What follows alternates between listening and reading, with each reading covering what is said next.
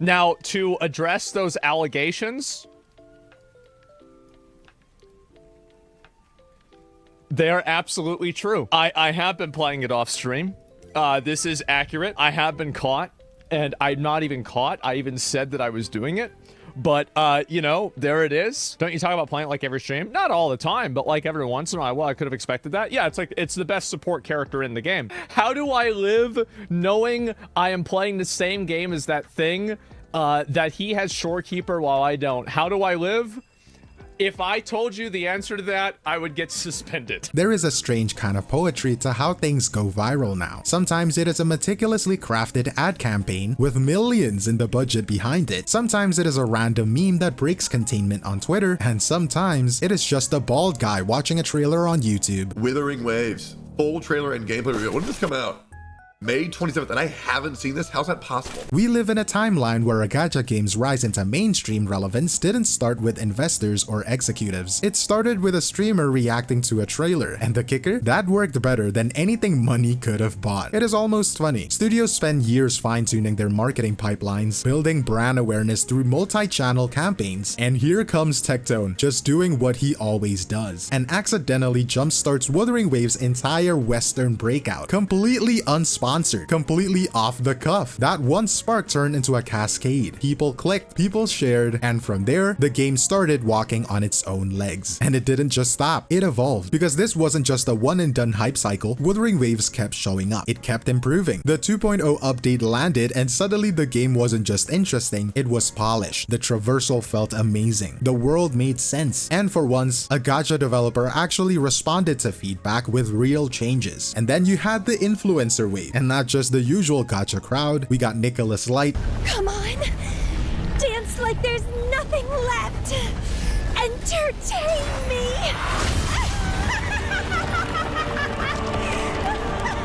Play a fucking Star Wars music with this evil laugh. I'm salivating. Oh my god.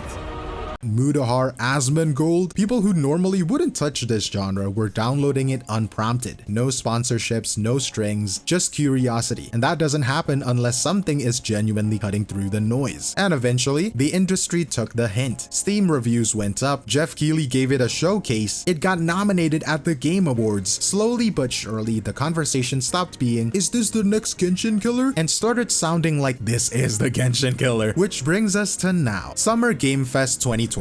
Kuro Games is officially listed alongside PlayStation, Xbox, and Capcom. That is not just a spotlight, that is recognition. It is a signal that this isn't just a fluke, it is a developer with staying power. So how did we get here? And more importantly, what happens next? Let's dive into it. For a game that is supposed to be made by a studio with zero marketing sense, Wuthering Waves has done surprisingly well at getting noticed. But not because of Kuro Games' efforts, at least not at first. The turning point wasn't a paid ad campaign or some massive cross-media push, it was a YouTube reaction. A single unsponsored reaction video from Tectone. And that moment, Tectone watching the trailer might have been the first real pulse the game had outside of niche circles. And the timing couldn't have been better. The trailer looked good, and it left an impression. There was enough in that trailer to raise eyebrows. And once someone like Tectone gives it a nod of approval, it doesn't just stay in the gacha lane anymore, it gets out. The word gets spread around. This is the kind of butterfly effect that is almost impossible to engineer. One trailer, one creator, and suddenly, the game that nobody was talking about is now sitting in front of hundreds of thousands of eyes. And from there, the momentum just kept building. But that was just the spark. Let's talk about the chain reaction that came after. If the trailer was the spark, the 2.0 update was the part where the fire actually caught. Before Renacita dropped, Wuthering Waves was already doing a lot of things right, especially in terms of world design and movement, but there was always this feeling of almost. Like the bones were there, but the rest needed time to catch up. 2.0 is when it all started to come together. The flight system in particular was a standout, just effortlessly clean. You could feel how much care went into smoothing out traversal, making it feel more than just a mechanic. It is one of those subtle changes that quietly changes the entire pacing of the game. The character designs actually memorable now. There is a sense of cohesion and theme instead of just cool anime guy with a dull blade. It feels like they finally figured out who they want this world to belong to. And on the technical side, the performance leap is hard to ignore. Optimization that actually worked, not just as a bullet point in patch notes, but in how the game felt session to session. You log in, and you can tell this plays better. But what really pushed it over the edge was that they listened, like genuinely listened to the feedback. Developers usually throw half-hearted band-aids on top of core problems and call it a day. Well, Kuro didn't. They took the criticism, dug into the systems, and reworked the experience in a way that made people who had already bounced off the game give it another shot. And this time, a lot of them stayed. And with that polished update came attention, not just from the players, but from people you wouldn't expect. There was a point where you realize this game isn't just bouncing around the gacha bubble anymore. It is not just Reddit threads or niche Twitter circles. It is hitting timelines that normally don't even register when a new gacha drops. Nicholas Light reacting to the characters was one of those moments. And sure, he reacts to a lot, but even then, you could tell something about the designs clicked with him. The style, the music, the way these characters are animated. It wasn't just another waifu showcase, it had weight. And he picked up on that instantly. And then you got 𝗖cie𝗽𝗆𝗆𝗵𝘁. I don't even know if the guy actually plays gacha games often, but he booted up Wuthering Waves off stream. No content farm, no sponsorship, just genuine interest. A lot of people are kind of surprised that I play the game, but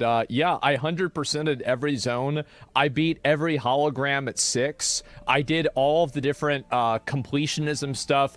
I played the out of Wuthering Waves. I even played the beta for it. And that kind of curiosity doesn't happen unless something in the game broke through the usual noise. 𝗖cie𝗽𝗆𝗆𝗵𝘁 downloaded it on a whim. That is the guy who mostly covers tech, trending topics, and internet mysteries. Wuthering Waves is not his usual lane, but it landed on his radar anyway, and he didn't shrug it off. These aren't people you can buy with a press release. They are not beholden to the gacha scene at all, which is exactly why their interest matters more than most. Because when names like that start dipping into your game organically, it means the title is doing something right. It is compelling on its own, even to people who normally wouldn't care. And it didn't stop at creators. The industry itself started to take notice. That shift from creator buzz to industry validation came faster than anyone expected. Out of absolutely nowhere, you got Geoff Keighley, basically the closest thing gaming has to a red carpet host, showcasing 𝗏𝗏𝗏𝗏𝗏 gameplay. And not just some 10-second blip in a montage either. It's got focus, full screen. That kind of platform isn't handed out lightly, especially to gacha games, mobile live service games, which often get quietly pushed to the side in events like these. But we also have to talk about the nomination, the Game Awards 2024. Wuthering Waves sitting in a lineup that usually reads like a list of who spent the most on marketing, and it is just there, part of the conversation, not as an underdog punchline, but as an actual contender. The Steam release played a big part in that too, not just because it gave the game reach, but because the reviews were actually good, like overwhelmingly positive kind of good. And when a game gets that kind of reception on Steam, a platform notorious for players who will rip you apart for the smallest thing, you know something has shifted. And suddenly, Wuthering Waves isn't just a strong gacha game, it is standing next to AAA titles, being judged by the same standards. And somehow it is holding its ground. That leads us to the next big milestone, the one that might define Wuthering Waves' global breakout. So now we have got Kuro Games listed as an official partner for Summer Game Fest 2025. And if you're not familiar with how SGF works, think of it like E3's cooler, less corporate cousin that didn't get shut down. Geoff Keighley's brainchild, a showcase where publishers like PlayStation, Capcom, and Xbox line up their best reveals in one neatly packaged livestream buffet. And this year, Kuro's name is right there next to them. That alone is a statement. That is a studio that 2 years ago was mostly known for punishing Grey Raven, a game that barely got any recognition outside of Asia. Now they're sharing billing with the biggest names in gaming. That is not just a nice win for the mobile devs, that is a turning point. It also says a lot that Keighley is still backing them. He's not exactly known for featuring gacha. Yes, 𝗏𝗏𝗏𝗏𝗏 and Zenless Zone Zero got some airtime in past SGFs, but let's be honest, that was always because of Hoyo vs. global reach. Kuro getting this spotlight is different. They don't have that same legacy clout. They earned this from scratch. And yeah, this might be the year gacha games stop being treated like a guilty pleasure in the West. If Wuthering Waves can hold the stage at Summer Game Fest and actually impress, it might just prove the genre deserves a seat at the big boy table. But it is not just about prestige, it is also about opportunity. Summer Game Fest isn't just a flex, it is a launch pad. And for Kuro, this is the best stage they are ever going to get to set the tone for what comes next. The safe bet, a teaser for the Wuthering Waves 𝗏𝗏𝗏𝗏𝗏 Edge Runners collab. That crossover has been hinted so many times, it's basically an open secret, and stylistically it fits. both are gritty, both are stylish as hell, and both kind of thrive in that beautiful chaos aesthetic. SGF would be the perfect time to drop that first trailer. There's also been a lot of talk about Punishing Gray Raven, specifically about the Devil May Cry collab. If they announce a global sync with the CN content and slap Dante on the screen, that would be a headline moment, not just for PGR, but for the whole catalog. And then there's always the wild card, the "oh, by the way, here's a new IP" moment. It is rare, but Kuro has been growing fast, and they have been hiring. They've been filing trademarks. If they do have something brand new brewing, SGF would be the perfect time to plant that seed publicly. This showcase could be Kuro Games staking their claim, not just as the Wuthering Waves devs, but as a long-term player in the global market. So what does all of this actually mean for the game, for Kuro Games, and for us, the players? Wuthering Waves didn't just break the odds, it rewrote the script. In an industry where most gacha games either quietly fizzle out or cling into relevance with collabs and gacha whales, this one actually evolved. It found its identity, it got better with time, and more importantly, people noticed. Not just gacha fans, gamers, period. Kuro Games went from those Punishing Gray Raven devs to a studio that can hold its own next to Capcom and Xbox. That is the kind of pivot that doesn't happen by accident. It happens when the work speaks louder than the marketing. And Wuthering Waves somehow kept speaking louder with each patch, each update, each appearance on a bigger stage. But here's the real takeaway. This wasn't a lightning in a bottle moment. This was a proof of concept that with the right gameplay, the right evolution, and the right organic momentum, even a gacha game can earn mainstream respect without selling its soul. And now the pressure is on, because attention is a double-edged sword. It got them this far, but from here on out, it is all about execution. The next patch, the next collab, the next stage appearance, all eyes are on them now, and the bar is higher than ever. But if the past year was anything to go by, they just might be ready for it. But that is all from me, 𝗖cie𝗽𝘆𝗵𝗵, and I'll see you in the next one. Cheers!